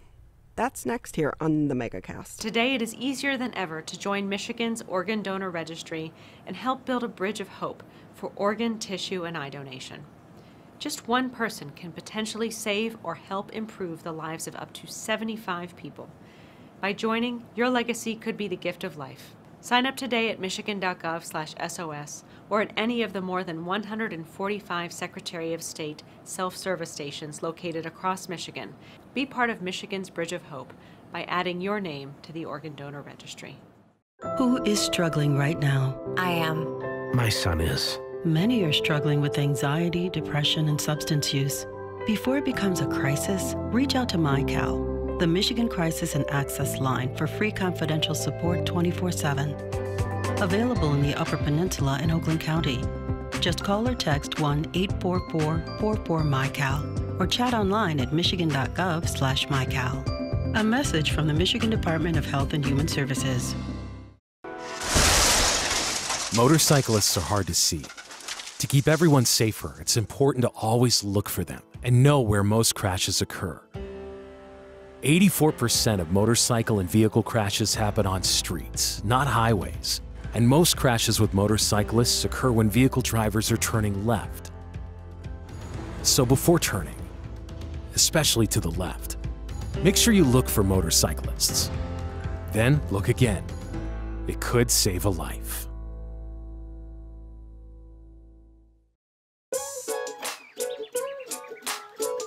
One of the things you can look for in your friends is a change in behavior. These can be big changes, they can be small changes in mood, physical appearance. They may be sleeping less or sleeping more, drinking more, or their eating patterns may be different. One big change that can be pretty obvious is change in motivation. Do they no longer want to play basketball? Do they no longer want to play video games?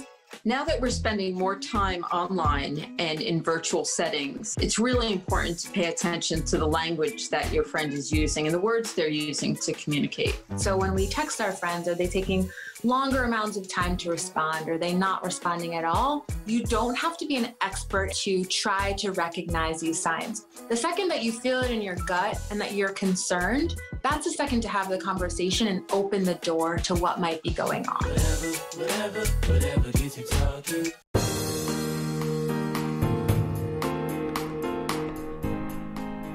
Great to have you with us here on the Megacast. I'm Ronnie Dahl here in the studios alongside Mr. Tyler Keefe. We are here Monday through Friday, 10 a.m. until noon live as we bring you interesting interviews in the long interview format, so that you can really get the information for yourself and not in a 20-second soundbite. But one other thing that this program allows us to do is to be able to talk in depth with so many of the amazing people within the Metro Detroit area, and not only about their lives and their careers, but also the programs that they're offering to try to help support our community. And I am so excited and a little bit awestruck to try to bring in our next guest here on the Megacast. Hollis Jordan joining us on the Megacast. Of course, he is R&B and a pop singer and a producer, and your everything music is about. It is so great having you. How are you today? I'm wonderful. Thank you so much for having me. I appreciate it. You just look so cool. Like there's just coolness vibing off of you through the TV screen. Oh, so it worked. Trying something new today. You know what? It's so great having you. And I know that you have a new project that we have you on the show to talk about. But before we get there, for so many of us, music is really, soothes our soul. And over this past year, we haven't been able to enjoy live music. Tell us what it's been like for you, someone in the music scene. What's this past year been like for you? Oh, it's been extremely, extremely frustrating. But at the same time, I do understand, the situation, that we're going through. So, but yeah, I would be out, performing every weekend, traveling and, when the pandemic hit, it was kind of like, whoa, it was no warning, no preparation, none of that. So we kind of had to just figure out how to get through this. That 2-week pause, remember that? Right. It was crazy. So I kind of just tried to, be creative. And what I started doing was going, outside downtown Detroit, Greektown and just singing for the people, you know, the little people that were out there, and kind of created a little thing, you know, so got a couple followers off of that, and just tried to translate that over to what we were already trying to do. And so far it was a pretty good, you know, pretty good move. Where does your music come from? That's a great question. I don't know. It comes from above. No, that's cliche. Actually, it sounded good. It's a nice soundbite. Okay, we're going to keep that then. So I come from a family of 9, and all my brothers and sisters are extremely musically talented, except for my twin sister and I, and we're number 8 and 9. So we're like, well, it's because they sucked up all the talent before we came. And so for someone that has no musical talent, that grew up in a family of musicians, we're so envious, because it really is like a part of who you are. Yeah, definitely. See, I grew up in a family, you know, my family was very musically inclined. My mom was a singer, my sister was a singer, my brother was a producer, and I was just a little kid, didn't really have anything going on. They were really my influence. My mom really wanted me to do this. It kind of sounds a little crazy, but, you know, she had a dream once upon a time for herself. And I guess when she saw that I, you know, kind of had the bug for it, she really invested a lot of time and money, energy into seeing, you know, that this was successful. Of course, I didn't feel like I was forced or, you know, pressured into doing it. I fell in love with it, you know, grew a strong passion for it. And I told her, this is what I want to do with my life. I love music. And she supported it. But you are incredibly talented. But what I love about this is, while you grew up in that, we know other people sit on the sidelines and they dream about becoming a part of the music industry, but they don't know how to get there. And we also know there are so many other facets of the music industry other than just being in front of a mic or in front of a crowd. And so now you're starting up your new center, your Center for Entertainment and Media. Tell us about that. Yeah, I had this dream for so long. And this is something that I used to always tell everybody. And one day I'm going to do this. I'm going to give back to the community. I'm going to start a program and you know, just give our community what I feel like I didn't have growing up. So 5 years of development. This year I was finally able to secure the property, which is a blessing. So yeah, it's called the Hollis Jordan Center for Entertainment and Media. We're opening up in East Point. And yeah, so we're going to have a plethora of programs. We have audio engineering programs. We have music production programs, video production, photography. I mean, we teach everything in regards to entertainment and media. We have a broadcasting program.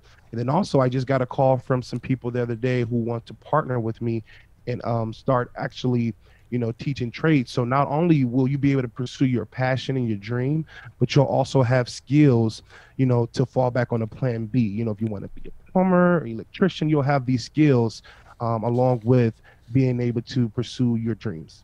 So with that, again, we're talking with Hollis Jordan. He, of course, is an amazing R&B singer, but also is developing the Hollis Jordan Entertainment and Media Center.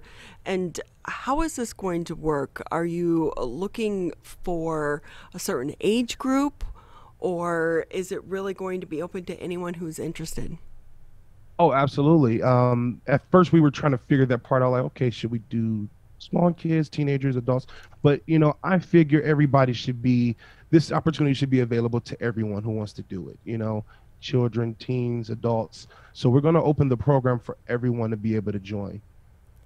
I love that you're doing that. And I will say, I remember, you know, working in the news media, and every time we would be out in the field, I had some photographers that I work with that anytime a little kid came up and they were interested, he'd be like, come into the truck, like, you know, the live truck, and he'd be like, no, what shot do you think? Push that button, push that button, push that button. He's like, you just never know if that one little interaction could spark the next generation of videographers or news reporters or news producers, whatever it takes, because it starts somewhere, and it could be that one interaction, and you could be that link. And what do you hope that this does for the community long term? Well, I believe that we have to instill in our young people first, work ethic, the importance of understanding how life really works and preparing for your future. So there's so many different things that these kids can learn from this program.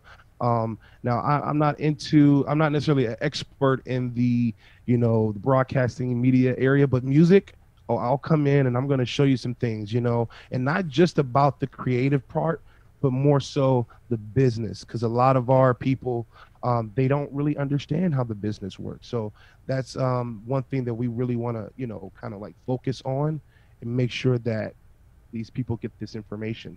It's going to be really fun. Yeah, because business, that's opportunity. Exactly. And not only to apply it to the entertainment business, you could use these skills in any business, whatever business you want to create. We're going to bring in some of the most professional people in those areas to teach you what you need to know. Hey, if I can ask you too, Hollis, because I think I saw on the press release that you're going to be adding like a podcast studio, because we know podcasting right now is it's on fire. Oh, absolutely. I'm actually going to be, we're talking about creating a show for me. We're going to have a podcast studio. I'm not 100% informed on how everything works, but I do know I can talk a little bit. I'm trying to be like you. see, Hollis, this is how it works, really. Like, you're the face of the project, but you bring in the experts behind you. Exactly. To actually make it happen, because one thing that we do know is there's always someone out there that's smarter than us. We have our area of expertise, they have their area of expertise, and you bring it all together and you make a great product. But in this case, you're bringing up an entire community. Do you feel a little bit of pressure, though, in doing this project? I kind of do, but I think it's good pressure.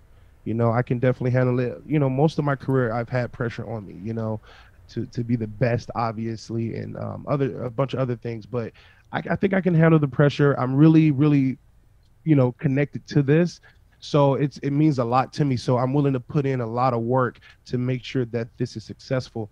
Of course, I'm traveling now, things are opening back up. So I'm super busy. So I want to make sure that I'm as, hands-on as possible. But the people that I have in place, great people, and they're located here right in Michigan. So Michigan-born people, yeah. There you go. And how important, though, is it for you to do this here where you grew up? It's very important. We had Motown, and I feel like, I didn't get a chance to experience that particular era. You hear so many great stories about it, and obviously it's a huge legacy here in Detroit. So I kind of wanted to bring that back. I wanted to bring that sort of, like I said, legacy back here to Detroit, and just give back to the community. Hollis Jordan with us here again on the Megacast. He's with the Hollis Jordan Entertainment and Media Center, but of course is a very well-known R&B singer as well. And with that, Hollis, the one thing that you did mention is you talked about the work ethic.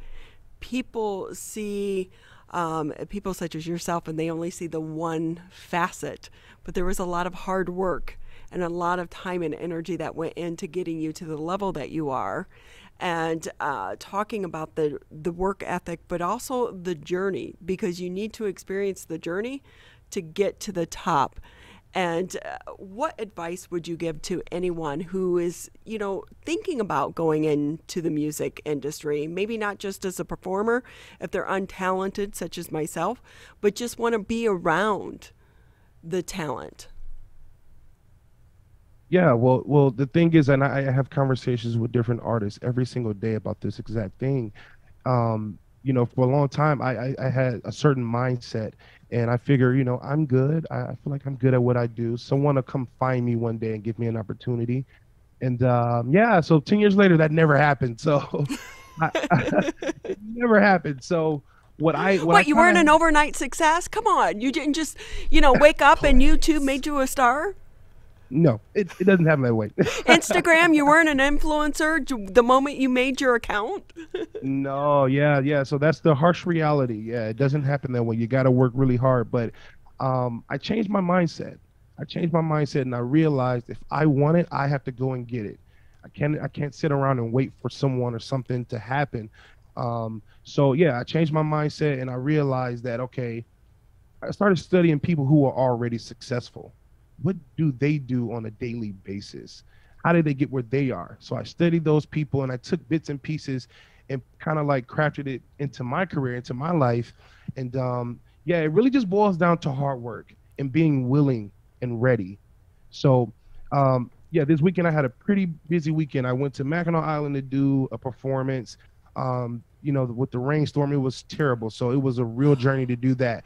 Now, most people would have said, okay, this is hard work. I give up. I don't want to do anything tomorrow. But I had to get right back up. Then, like the same day I came back, which was Sunday, 2 hours later, go do another concert, and then come here today, do an interview. Then tomorrow, do an interview. It's a lot of work, but I enjoy what I do. You know what I'm saying? So, yeah, it's you gotta work hard. Well, we're not only lucky to have you providing the music that you do, but I love that you are recognizing the commitment to the community, to bring the community with you as well as you continue to rise. So tell us more about the new media center. How can people get information? How can they sign up? What's the target date? Yeah, so we're expected to be open by the end of July. We don't have a specific date. We're also developing a website. But for now, if you want to stay updated, you can follow me on my social media platforms at Hollis Jordan, HOLLIS JORDAN. And I'm pretty active on there. So always giving new information. And also a lot of people have been asking how they can be a part of it, how they can donate. Right now we have a way you can do that. You can send whatever you want to our Cash App, which is $ Big Boy Studios. But yeah, end of July we are planning to open, and yeah. And you said it's going to be East Point? It's going to be in East Point. Okay, yes. That's great. Hey, I thought it was cute that you actually had to spell your name. We all know who you are. Well, you never know. You never know. There might be somebody out there under a rock that hasn't heard of me. So. Well, the beautiful thing is, though, thank you for recognizing this and bringing our community along on the ride and letting people recognize that their dream is possible. And there are ways that you can get involved, and that could be just through that one interaction, that one program. So it's great to have you, and I'm sure that so many more people, as you continue on this journey, are going to want to be a part of it and bring their expertise along as well. So thank you again for your time. And what big shows do you have coming up? Anything local? Yeah, I have a show coming up on July 17th. Once again, if you want the information for that, I have information on my Instagram page. And then also, I just want to let everybody know, people have been waiting for new music. I have a new single out. It's called Party. It's available on all platforms, written and produced by myself. So hope you guys like that. And Ronnie, again, I'm so grateful to be on the platform. I appreciate you so much. No, we appreciate you, and we wish you the best of luck, and a happy summer to you as well, and best of luck on the opening of the center. Thank you. Thank you, guys. It's always great to have people that realize that we are in this together, but as they continue to be successful, they bring the community with them, and we need that here in Metro Detroit. There are so many opportunities. Just open your eyes and follow the path that feeds your heart. Yeah, and to have a musician like Hollis in the community that is investing in the next generation of musicians in the local area and inspiring them to chase after their dreams, to see what goes into being an artist in this specific art form or in other audio art forms like podcasting even as well, and just to expose people to these different paths that they can take and the work that goes into it. And you never know what kind of talent may not have gone down that road, and what art we may not have been able to experience if it's not for people like Hollis that put forth these efforts to inspire people down the line behind them to get into these different arts. With that, we'll take a quick break here on the show. Just about 15 minutes left in the Tuesday edition of the Megacast. When we come back, we are going to actually go back in time. That's next here on the Megacast. Can I ask you a question? Why did you get your kids vaccinated? It was hard for them to social distance, to be isolated from their friends. I want them to get back to school and sports games. So as a pediatrician, I recommend the vaccine to everyone I know. The boys lost a former teammate and classmate who was only 20 years old. It's been a devastating year. We want to get back to normalcy. Our daughter is really looking forward to being with her friends, being a kid. Can I ask you a question? Why did you get vaccinated? I'd like to go to these school dances and spring break to have fun. I want to be in person for college next semester. I want to get out of this pandemic. I wanted to protect the people around me. Why did you get vaccinated? Because I'm really looking forward to hanging out with my friends. I just want to go to a show, dance around, not have to worry about anything, feel like I'm free again. So we can not miss out on the best years of our life.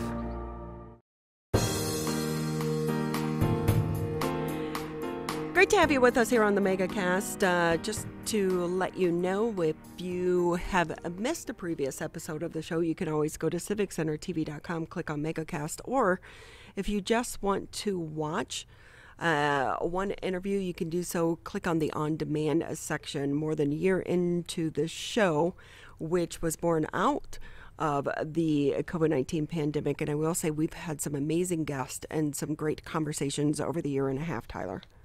Yeah, we have. We've had a lot of really interesting guests. So a lot of different, talking about all these different projects that have been going on during the pandemic, that have had to persevere through the pandemic. You can kind of see the historical journey throughout the pandemic that we've all taken, and how things have changed, how industries have changed, and how people in our community have changed as well.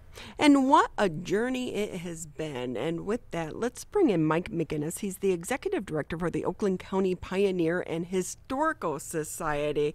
It must be a great time to appreciate history, but let's hope that we don't have to repeat the past year and a half anytime soon, Mike. Amen to that.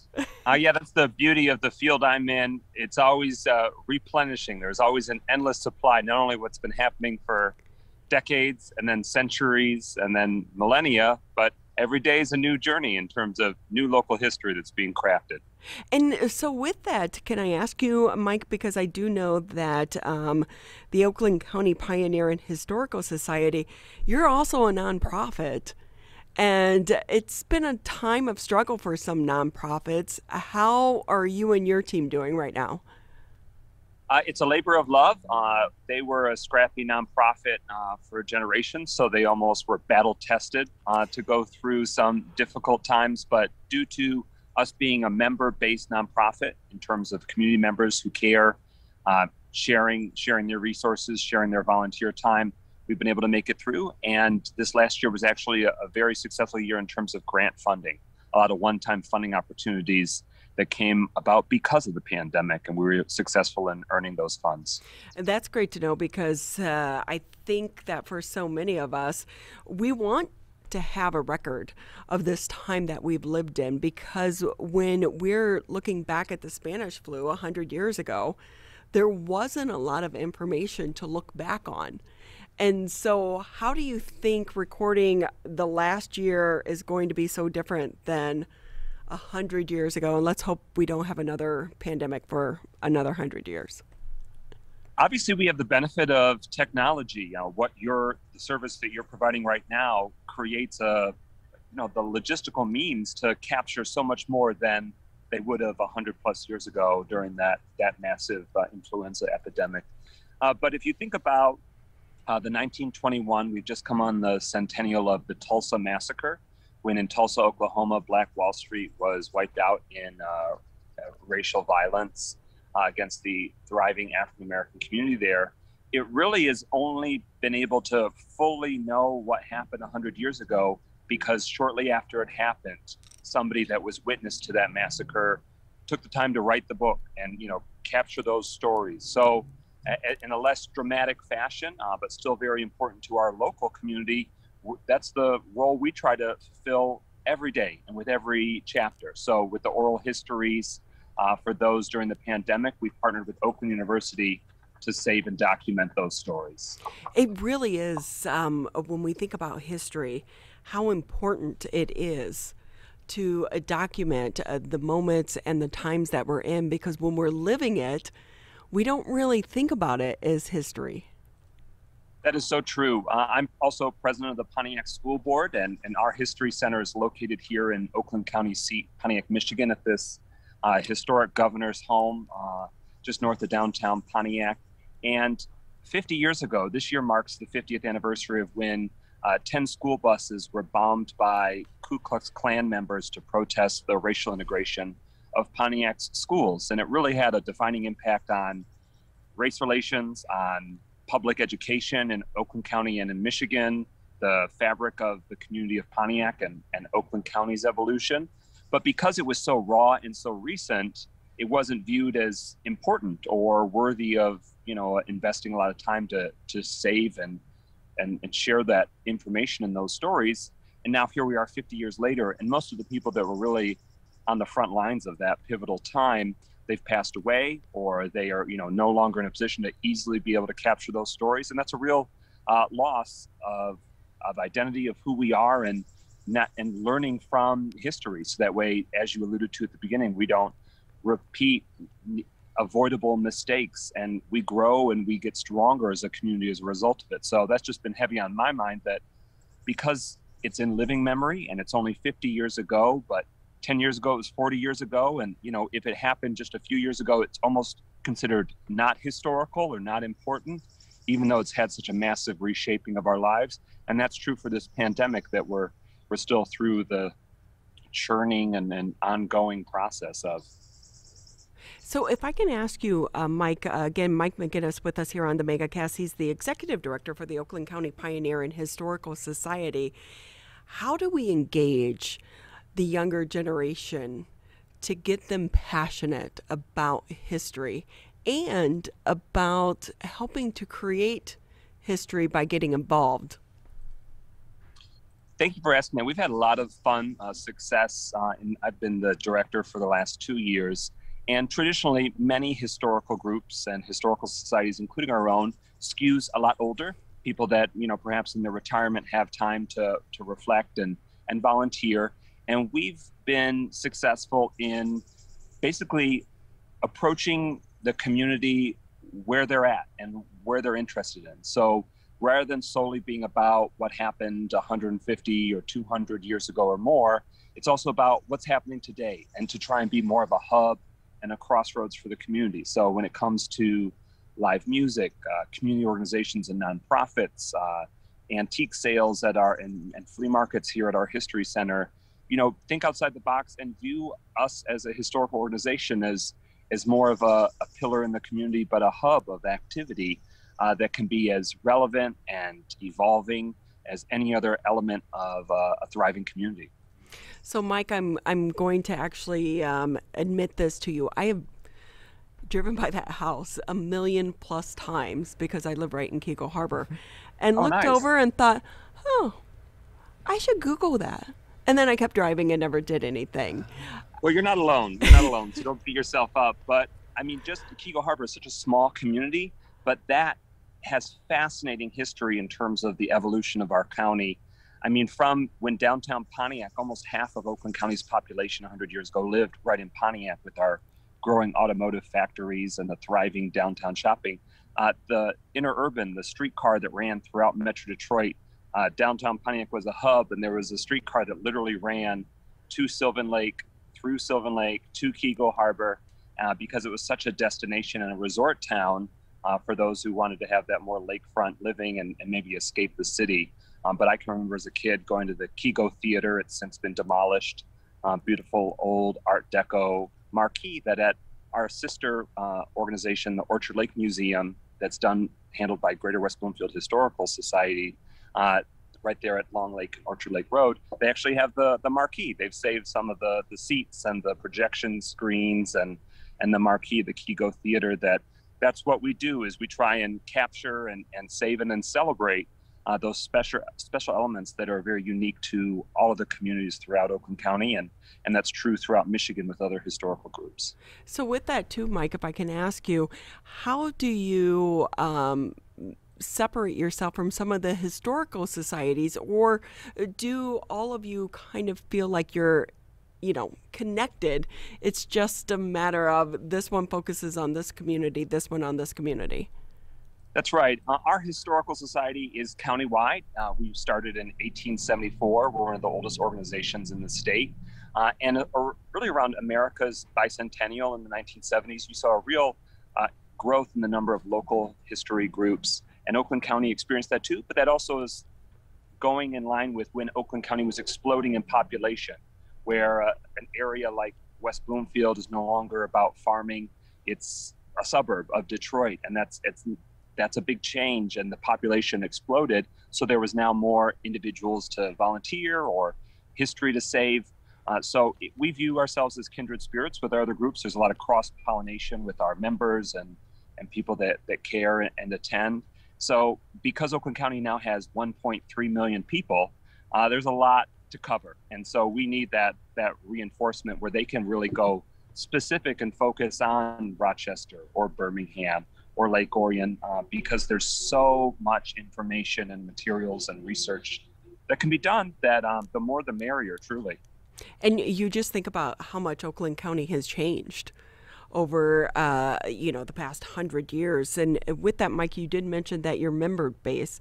So how can people find out more? Do you have events coming up now that COVID, we hope, is kind of in the rearview mirror, but we're starting to get out a little bit more? Yeah, last year we had a lot of virtual talks and presentations that were really well received, and we did a lot of drive-through events. So this year, July 24th and 25th, we're able to join in a more traditional way in person for a big outdoor summer festival. It's our 52nd annual Summer Ice Cream Social. That's July 24th and 25th, a Saturday and Sunday from noon to 4 each day. So free admission, free ice cream, free cupcakes, a lot of free activities, and then just dozens of different community organizations and businesses and musicians all coming together and celebrating local history, but celebrating one another as communities. So that's one great example. We have a Oakland History Center Facebook page that's really active and vibrant. And so we encourage you to check out our various social media profiles and handles, but also our website is oaklandhistorycenter.org.